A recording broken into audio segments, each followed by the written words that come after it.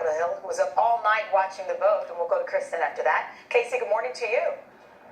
Chanel, good morning. And as you point out, the government is now closed. And the question, what next? How do they fix it? And what happened last night?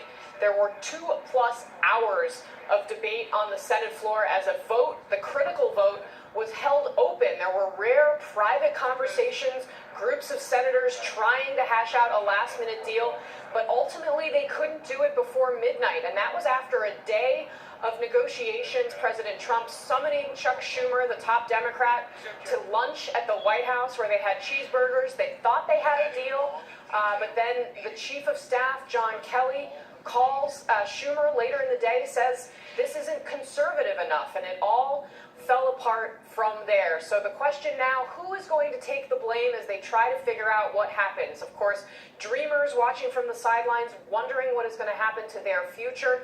Democrats really digging in under demands from their base. We know that both chambers are going to come back into session today. The House at 9 o'clock, the Senate here, we just learned, is going to be back at noon. They could potentially pass a shorter bill to keep government running for a few more weeks, but there are also some whispers that this could potentially last for quite some time. Chanel. Great to see you. Casey, thank you.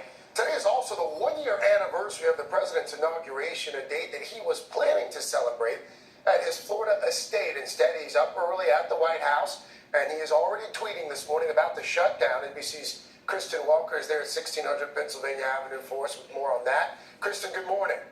Craig, Chanel, good morning to you. President Trump is waking up on this first anniversary of his inauguration to this government shutdown, and his strategy is to shift the blame to the Democrats. He's doing that in a series of tweets this morning, and one saying Democrats are far more concerned with illegal immigrants than they are with our great military or safety at our dangerous southern border, and in a second accusing them of just playing politics.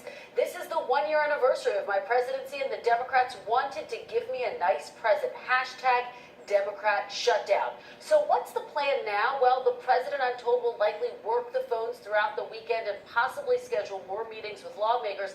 The bottom line, though, in speaking with White House officials here, there's real concern about the political cost to Republicans and this president. After all, Republicans control the White House and both chambers of Congress. The president was scheduled, as you said, Craig, to be in Mar-a-Lago this weekend to celebrate the anniversary of his inauguration tonight. Now that trip is postponed until there is a deal. Craig and Chanel. All right, Kristen Walker from the White House this morning. Kristen, thank you. Dylan has another check of the forecast.